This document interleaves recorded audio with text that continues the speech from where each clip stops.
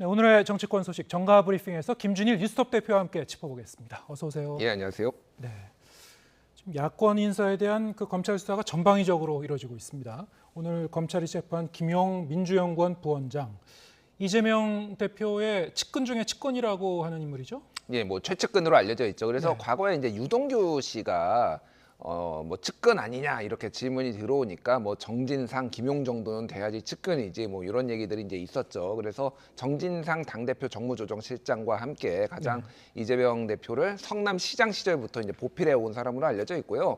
그 전에 이력은 이제 2010년하고 2014년에 성남시 의원으로 당선이 된 겁니다. 그래서 시의회에서 또 이제 지자체장과 협조해야 될 일이 있잖아요. 그래서 그런 것들을 주도적으로 이끌어온 것으로 알려져 있습니다. 그래서 현재 받고 있는 혐의는 대장동하고 위례 신도시 개발 당시에 민간 사업자로부터 뇌물을 받았다라는 거예요. 그게 뭐 액수가 한 5억 원 정도로 지금 언론 보도로는 알려져 있는데 그런 혐의가 있다라는 거고 그 진술은 유동규 성남도시개발공사 전 기획본부장으로부터 나온 것으로 지금 추정이 되고 있습니다. 그래서 이게 검찰이 정말 물증을 가지고 있는 것인지 아니면 이제 이런 발언으로 증언으로 지금 한 것인지는 아직 공식적으로는 확인이 안 되고 있는 상황입니다. 네, 그 혐의점이 좀 더 분명하다면은 지금까지 이제 대장동이나 위례 신도시 개발 사업과 관련해서 이렇게 불법 정치자금, 게다가 이재명 대표의 측근과 이제 연결고리가 지금 확인되는 그런 혐의점은 이제 처음 드러난 건데요.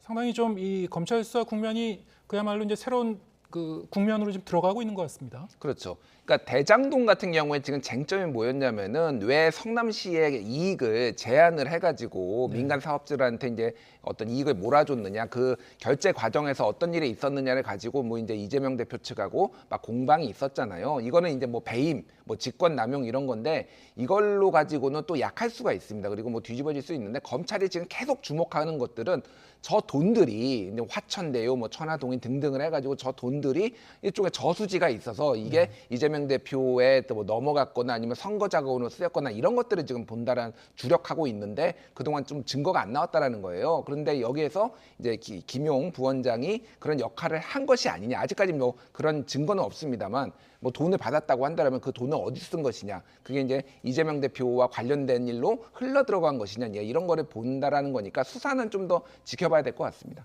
네. 저희 이제 조금 전에 화면에 이 김용 부원장의 이력도 나왔습니다만 과거에 뭐 이재명 대표의 측근으로서 이 대선 캠프에서도 이제 핵심 보직을 맡았었기 때문에 이것이 이제 지금 수사하고 있는 내용과 대선 자금과 어떤 연결점이 있는가 이런 걸 좀 눈여겨보고 있는 것 같습니다. 검찰은. 그런데 이제 말씀하셨다시피 그 혐의점 자체가 어떤 그 단순 그 증언이 나온 것인지 아니면 좀 더 어떤 그 구체적인 물증이 나온 것인지 이건 좀 지켜봐야 될 것 같고요. 네. 근데 이제 조금 얼마 전에 이재명 대표가 이제 SNS에 올린 글이 있었죠. 없었던 뭐 이런 진술이 나오고 있고 뭐 진술 조작, 뭐 이 조작 수사 이런 거에 대한 어떤 경계감을 이제 표하는 그런 이 문장이 있었는데요. 자, 이러한 어떤 전반적인 그 정황을 좀 미리 감지한 걸까요?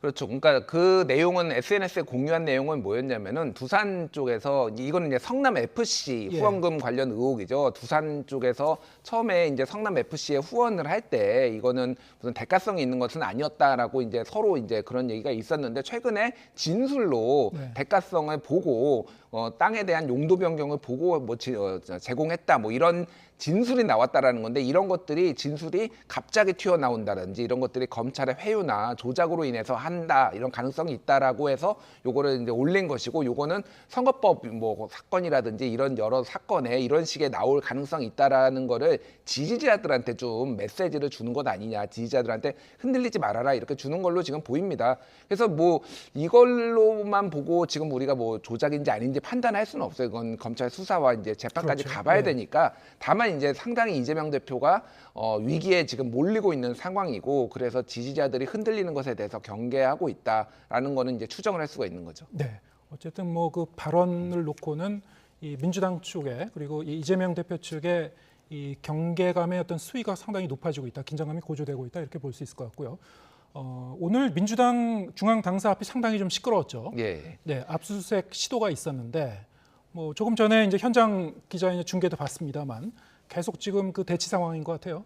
이제 뭐 전 의원들 지금 당사로 다 모이라라고 네. 지금 소집령이 지금 내려진 상황입니다. 그래서 민주당 입장에서는 당연히 이제 격앙될 수밖에 없는 상황이에요. 왜냐하면은 일단은 야당 당사에 대해서 압수수색을 하는 거는 유례가 없다. 뭐 저도 옛날 막 아주 오래 전에는 다 찾아보지 못했는데 근래에는 없었거든요. 그래서 이거는 굉장히 이제 야당 입장에서는 정치 탄압이라고 느껴질만 하고, 또 하나는 김용 부원장이 임명이 된 게 10월 4일 날 임명하기로 하고 네. 11일 날, 그러니까 한 8일 전이죠. 임명장을 받았고 실제 이제 당사에 와서 8층에 있는 민주연구원에 온 게 한 3번 정도 왔는데 1시간씩 3시간밖에 머무르지 않았다라는 거예요. 그래서 여기에는 아무런 비품도, 김용 부원장과 관련된 비품도 없다고 합니다. 그런데 이거를 민주당 당사를 압수수색한다라는 거는 과거에 검찰이 이를테면은 특정 기업이나 압수수색한 다음에 자료를 싹 가져가서 이거와 관련해서 별건 수사를 한다든지 뭐 이런 거를 하려는 거 아니냐, 이제 이런 의심을 강하게 이제 하고 있기 때문에 이 대치 국면이 상당히 오래 지속될 것으로 보입니다. 네, 게다가 지금 국정감사 중단도 선언했어요, 민주당이. 예. 네. 이거 지금 국정감사는 전면 중단이 될 가능성이 있는데, 다만 국민의힘이 위원장인, 상임위원장인 곳에서는 지금 국정감사 연다라고 하거든요. 뭐 예. 국방위 같은 데는 또 연다고 해서 그건 뭐 내일 상황을 봐야 될 것 같은데, 전체적으로 보면은 굉장히 지금 뭐 국정감사가 정상적으로 운영되기는 굉장히 어려운 상황이다, 이렇게 보여집니다. 일단 이제 최측근이 이렇게 체포가 된 이상 그 다음 수순은 무엇이냐? 이재명 대표에 대한 어떤 소환도 조만간 이루어지지 않을까, 뭐 이런 전망도 나오는 것 같고요. 물론 이제 좀 지켜봐야 되겠습니다만 어떻게 보시는지요?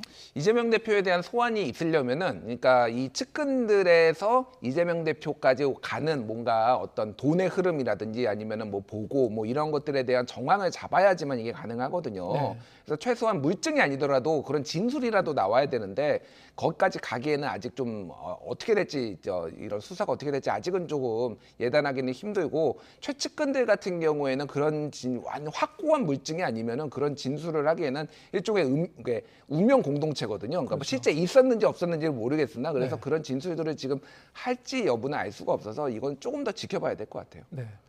뭐 진작에 지금 어제 이 공직선거법 그 관련한 이 사건과 관련한 그 재판도 시작이 됐고요.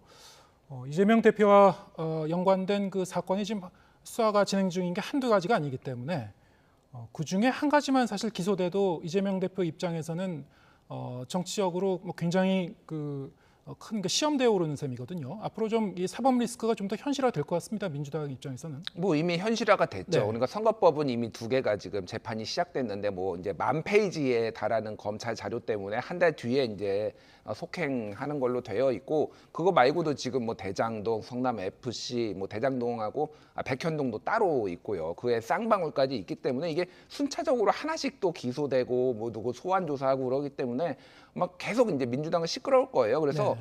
다른 부분은 지금 선거법과 관련해서는 이건 무리한 수사다라고 당내에서도 좀 이제 공감대가 있기 때문에 선거법 관련해서는 좀 당에서 같이 막아주는데, 만에 하나 이제 성남 FC라든지 쌍방울 특히 이런 데서의 좀 어떤 혐의점이 나오면은 당내도 아마 분열이 될 가능성이, 친명계와 비명계가 분열이 될 가능성이 상당히 높아 보입니다. 예. 그런가 하면 지금 검찰의 전 정권에 대한 수사 이것도 급물살을 타고 있는 것 같습니다. 오늘은 이제 탈북어민 강제 북송 의혹과 관련해서 노영민 전 청와대 비서실장을 소환했습니다. 혐의점이 뭔가요?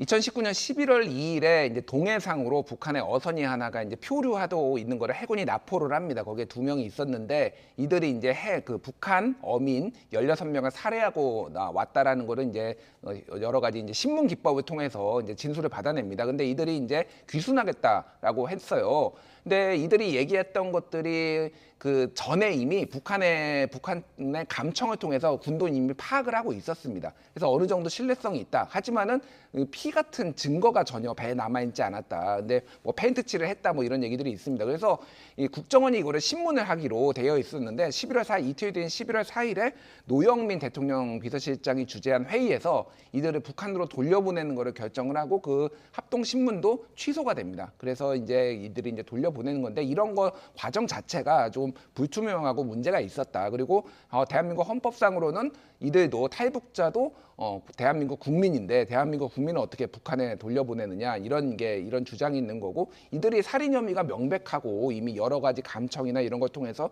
있는데, 그럼 살인자들을 국내에 둘 수가 있느냐, 뭐 이런 주장들이 지금 맞서고 있는 상황입니다. 네. 자, 이렇게 되면은 정의용 전 국가안보실장이나 아니면 서훈 전 국정원장 등 윗선에 대한 그 추가적인 소환 조사도 좀 전망이 되고 있는데 어떻습니까? 그 윗선이 어디까지 확대가 될까요? 일단 이번에 그러니까 두 가지가 있잖아요. 지금 그 서해 공무원 피격 사건하고 탈북어민 북송 사건하고 네. 요게 근데 이제 관련자들이 같이 좀 이렇게 오버랩되는 연관된 부분들이 있어요. 그래서 순차적으로 좀 될 텐데 일단 서해 그러니까 그 공무원 피살 사건 같은 경우에는 지금 서우 국방부 장관에 대한 이제 구속영장이 지금 발부된 상황이잖아요. 그거에 대한 적부심이 금요일 날 밤에 있거든요. 네, 그때 이제 발부되는지 여부가 이제 발부되는지 결론이 여부가 나겠죠. 결론이 이제 법원이 이제 판단하는 건데 발부됐다라고 하는 건 뭐냐면은 지금 사실관계에 있어서는 검찰이나 서욱 장관이나 이견이 없어요. 그러니까 밈스라고 불리는 군사정보 체계에서 삭제를 했는데 이쪽에서는 이게 굉장히 큰 문제고 서욱 장관은 문제가 아니라 예하부대까지 이거 다 볼 필요가 없다. 라는 거라서 만약에 이런 요것만 있다라고 한다라면은 구속영장이 발부 안 될 가능성이 높다라는 게 법조계의 중론이에요. 근데 만약에 발부가 된다라면은 검찰이 다른 혐의도 잡았다. 그거는 예를 들면은 청와대 내에서 회의 과정에서 뭔가 있었다라든지 이런 것들을 포착했을 가능성이 있고 그래서 발부된다라는 거니까 이 금요일 날 밤, 토요일 날 오전에 새벽에 발부 여부를 좀 봐야 될 것 같고 그렇게 될 경우에는 줄줄이 이를테면은 뭐 정의용 안보실장, 서훈 전 국정원장 뭐 등등해서 다 지금 조사를 받아서 결국은 뭐 알 수는 없으나 문재인 대통령까지 조사가 이루어질 가능성 배제를 할 수가 없는 거죠.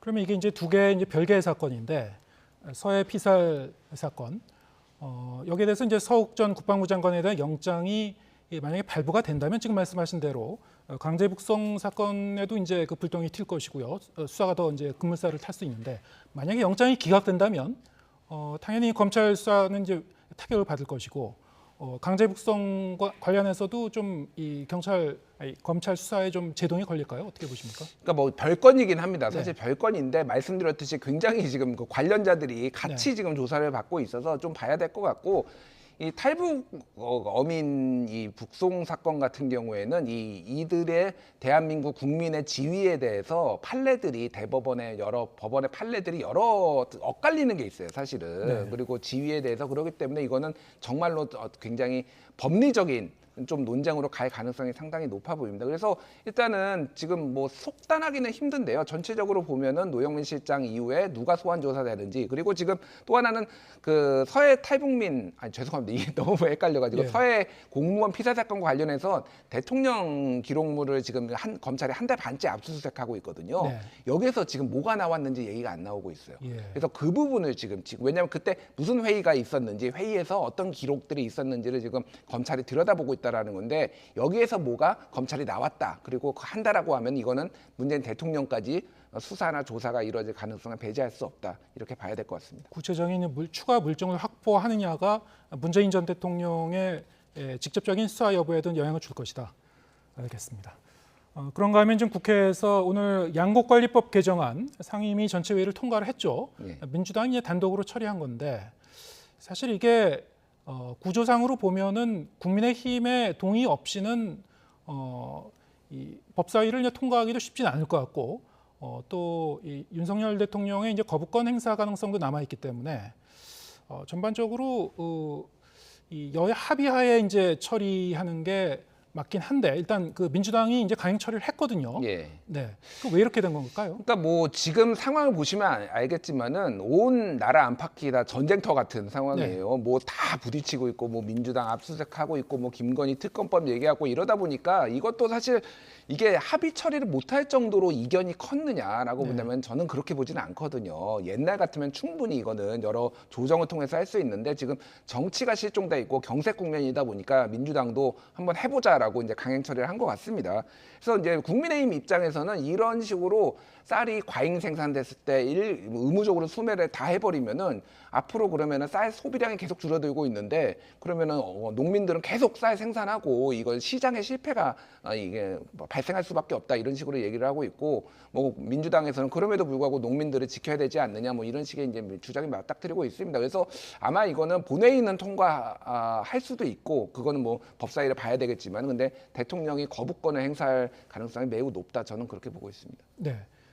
이 법안뿐만이 아니고 이재명 대표가 이제 이 강하게 드라이브를 걸고 있는 민주당의 이른바 이제 이 7대 그 주요 입법 그 법안이 있지 않습니까?